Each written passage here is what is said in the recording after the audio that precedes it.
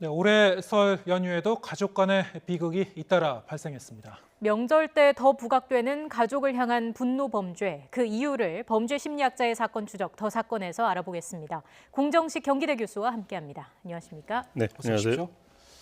자, 가족하고 친척들이 오랜만에 만나는 이 설 연휴 기간인데, 자, 이 연휴가 지나면 이런 가족 간의 비극적인 사건들이 뉴스를 통해서 계속 전해지곤 해요. 자, 올해도 그런 사고 소식이 많이 있었죠? 네, 그 집안 난방 온도 때문에 그 아버지를 살해한 아들도 있었고, 네. 또는 그 집에 불질러 가지고 어머니를 살해한 아들의 이야기도 있고, 또 아버지한테 혼났다고 그래서 자살한 딸의 이야기도 있고 해서 이번 명절에도 그 가족 간에 불미한 일들이 많이 발생해서 안타까운 일입니다. 예, 유독 명절 때마다 이런 소식이 좀 자주 들려오는 건 범죄 심리학에서는 어떻게 해석을 하나요? 그거는 이제 우리나라의 어떤 그 문화적 특성과 많이 연관해서 봐야 되는데, 예. 사실은 명절 때 우리나라가 유독 그 이런 어떤 가족 간의 폭력이라든가 또는 살인과 같은 행위들이 많이 발생하거든요. 네. 그거는 그 외국과 비교해서 보면 영국 같은 나라보다도 우리나라 한 5배 정도 더 많이 발생하는 걸 보면 우리나라의 문화적 특성이 있다. 그 중에 하나가 뭐냐면, 아무래도 우리나라는 오랫동안 가족 간에는 어떤 일종의 하나라는 어떤 의식들이 굉장히 강한 거죠. 네. 그렇기 때문에 가족 간의 사소한 갈등에서도 상당히 크게 분노를 느끼기도 하고, 또 하나는 어떤 서열 문화가 있어서 가부장적인 문화가 있어서 내가 이야기하는데 가족 나보다 손 아래 사람들이 반대하거나 그러면 굉장히 또 분노하기도 하고, 또 그걸 못 받아주는 자녀들 입장에서 보면은 부모를 이해할 수 없기 때문에 더 크게 화가 나는 이런 어떤 그 문화적인 충격들이 연이라고 볼 수 있습니다. 예. 지금 다른 나라 같은 경우에는 우리나라와는 달리 좀 적다고 말씀하셨습니다만, 네, 통계적으로 다른 나라도 이런 명절 휴가 기간이 있을 텐데요. 이런 가족 간의 갈등으로 인한 사건이 있긴 있죠. 먼저 우리나라에서 연간 발생한 살인 사건이 1,000건 정도 되는데, 그 중에서 연간 존속 사례가 한 50건 정도 되거든요. 한 5% 정도 되는 거죠. 그런데 이제 우리나라보다는 그 영국인은 한 1% 정도, 미국은 한 2% 정도, 프랑스는 한 2.8%니까 우리보다 거의 최대 5배 이상 우리나라 높은 거예요. 근데 그 원인을 봤더니 가장 큰 게 가정 불화가 50%이고 정신질환이 35%예요. 그다음에 경제 상황이 15%거든요. 그러면 가정 불화와 경제 상황이라고 하는 것은 결국은 우리나라에서는 자녀들이 성인이 돼도 부모에게 경제적 의존도가 굉장히 높다는 겁니다. 네. 그러다 보니까 거기 그런 어떤 경제적 의존도에 대한 기대가 커서 거기에서 오는 어떤 불만이나 스트레스, 특히 명절 때는 실업 등의 어떤 여러 가지 이유가 있어서 그게 원인이 되는 거거든요. 따라서 명절 때 이런 어떤 실업 상태에서 스트레스를 받고 있는 문제, 더불어서 가부장적인 문화 이런 것들이 영향을 주어서 발생했다라고 볼 수 있죠. 그럼 이런 가족 간의 비극을 좀 막기 위해서 개인적인 노력도 필요할 것 같고 사회적인 대책도 필요할 것 같거든요. 어떤 게 있을까요? 근본적으로는 우리 문화에서 가부장적인 문화, 어떤 가족을 소유물로 보거나 또는 나보다 손 아래 사람이니까 마음대로 해야 된다는 생각 이런 것을 버려야 될 것이 필요하고요. 그 다음에는 경제적으로 의존도를 낮출 필요가 있다. 왜냐하면 자녀는 성장하면은 부모로부터 독립하는 게 당연한 거거든요. 근데 그런 어떤 문화가 아직 형성되지 않아서 생기는 문제이고, 또 하나는 설이라고 하는 것은 가족들이 서로 정을 나누는 것이기 때문에 가능하면 상처를 주거나 자극하는 용어들은 사용하지 않는 게 대책이라고 볼 수 있겠죠. 네. 자, 이번에 다음 사건으로 넘어가겠습니다. 자, 최근에 이제 동물 학대 사건이 많이 일어나고 있는데요. 지난해부터 이제 법원이 이 동물 학대한 사람에 대해서 잇따라 실형 선고를 내리고 있어요.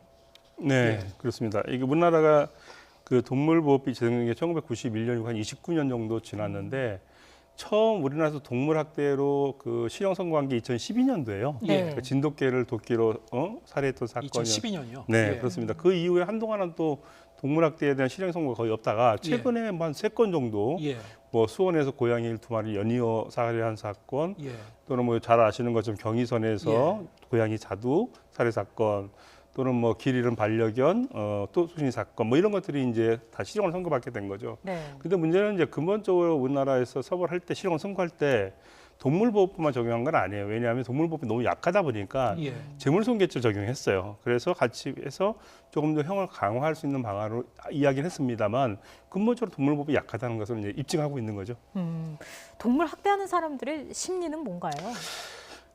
크게 이제 뭐 세 가지를 많이 얘기하는데 가장 큰 것은 어릴 때부터 부모 양육 과정 중에서 폭력적인 장면을 보고 자란 아이들이 이런 동물 학대를 통해서 자신의 스트레스를 해소하려고 한다라고 가장 많이 이야기하고요. 네. 두 번째로는 그 어떤 평상시에 존재감이 없는 자존감이 약한 사람들이 과도하게 자신의 어떤 존재감을 보여주기 위해서 동물 학대를 하기도 하는데 특히 이러한 과도한 형태의 과신형 동물 학대는 예를 들면 불특정 다수에게 자신이 학대하는 장면들을 영상을 막 배포하고 이러기 때문에 모방 범죄의 가능성도 매우 높다는 문제점이 있고요. 또 하나는 사회적 스트레스를 해소하는 능력이 떨어지는 사람들이 저항력이 약한 동물에게 화풀이 형식으로 이런 범죄를 한다라고 이제 크게 세 가지로 이야기를 많이 합니다. 네. 그러면 이렇게 동물을 학대하는 사람들은 그 사람을 상대로도 범죄를 저지를 가능성이 있는 겁니까? 네, 그렇습니다. 미국 FBI에서 조사한 결과에 보면 동물학대 경험이 있는 사람들이 연쇄살인범으로 성장할 가능성이 매우 높다라고 평가를 하고 있고요. 실제로 우리나라에서 뭐 유영철이라든가 강호순이나 또는 이영학 씨라든가 또 양진호 회장도 마찬가지지만 이런 사람들의 공통점이 뭐냐면 동물학대 경험을 갖고 있다는 거예요. 그래서 문제가 되고 있고 또 연구 결과를 보면 어릴 때부터 동물 학대했던 아이들이 흉악범으로 성장할 가능성이 일반 아동보다 5배 이상 높습니다. 더불어서 흉악범들이 어린 시절에 동물 학대를 경험한 게 3배 이상 높아요. 통계적으로도 그렇습니다. 그런 걸 놓고 본다면 동물 학대라고 하는 것은 흉악범죄와 매우 밀접한 관련이 있다. 이렇게 볼 수 있는 거죠. 앞서 강호순과 유영철 사례를 들어주셨는데 이들 같은 경우에는 동물을 학대한 그 어떤 이유를 뭐라고 설명을 했습니까? 유영철이나 강호순은 일종의 그 개를 통해서 살인 연습을 했다라고 이제 얘기했고 또 강호순의 경우에는 개를 많이 도살하다 보니까 생명에 대한 존중감이 없어진 거예요. 그래서 쉽게 사람을 살해하는데 영향을 줬다라고 이야기를 하고 있거든요.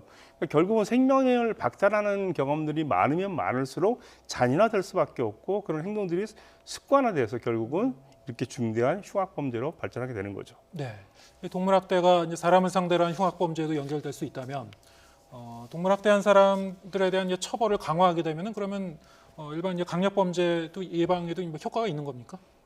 현재 우리나라 동물보호법을 보면 계속 강화를 해왔어요. 사실은 그리고 올해도 작년에도 그 징역 3년 이상, 그다음에 3천만 원 이하의 벌금으로 이제 규정을 했는데 문제는 이제 3년 이하의 형벌은 사람이 이제 맹견에게 살해된 경우 죽게 되는 경우 이런 경우거든요. 그다음에 이제 동물을 학대해서 죽게 되는 경우 역시 그대로 이제 2천만 원 이하, 그다음에 2년 이하의 징역이거든요. 근데 외국 같은 경우를 보면 대부분 3년 이상이 넘고요. 기본적으로 그 헌법에 아예 동물 생명권에 대한 보장을 명문화하기도 하고 우리 민법에서는 동물에 대해서 물건이라고 이야기하지만 다른 나라 오스트리아 이런 나라에서는 민법상으로 동물은 감성 있는 생명체로 인정을 하고 있거든요. 그렇기 때문에 사실은 어떻게 이런 규정들 자체가 놓고 본다면 우리나라 동물보호법이 너무 약한 거 아닌가라고 볼 수가 있고 특히 미국 같은 경우는 최대 10년까지 이 징역형을 할 수가 있어서 상당히 강력하게 처벌하고 있습니다. 그럼 해외 이런 법과 비교했을 때 현저히 낮은 수준이라고 볼 수 있는 겁니까? 그렇죠. 지금은 현재 그렇습니다. 이걸 좀 개정하려는 움직임은 없나요? 동물 지금 현재 우리나라 연간 1,500만 명 정도, 한 1,500만 명 정도가 지금 동물을 이렇게 반려견을 키우고 있는 것으로 알려져 있는데 앞으로 더 늘어날 가능성이 높거든요. 지금. 그래서 앞으로 이런 행위들에 대한 처벌도 필요한데 가장 중요한 건 처벌을 강화한다고 해결되는 건 아니에요. 말씀드린 것처럼 신속해야 되고 확실해야 되거든요. 그런데 이제 외국처럼 만약에 처벌을 강화하더라도 일시적 효과는 있겠지만 장기적으로 놓고 본다면 이들을 관리할 시스템이 필요한 거예요. 따라서 미국이나 대만처럼 그 동물 학대자를 신상 관리하는 등록 제도를 도입을 해서 2회 이상 하게 되면 이들에 대해서 예의주시해서 사전에 개입을 하거나 만약에 그런 행위를 하면 확실하게 처벌하는 이런 기준들을 마련한다라면 문제가 해결됐고 근본적으로는 어린 시절부터 생명 존중에 대한 교육은 당연히 있어야 되겠죠. 네, 이렇게 봅니다. 그럼 이런 어떤 동물 학대 행위가 사회 전반적으로 좀 늘어나고 있다면 어떤 뭐 사회 병리 현상으로 볼 수도 있을까요?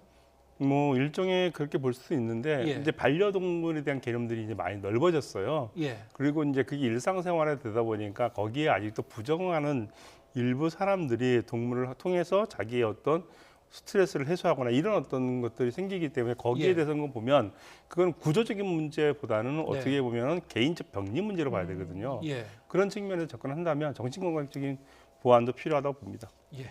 알겠습니다. 자, 오늘은 여기까지 듣겠습니다. 공정식 경기대 교수와 함께했습니다. 고맙습니다. 고맙습니다.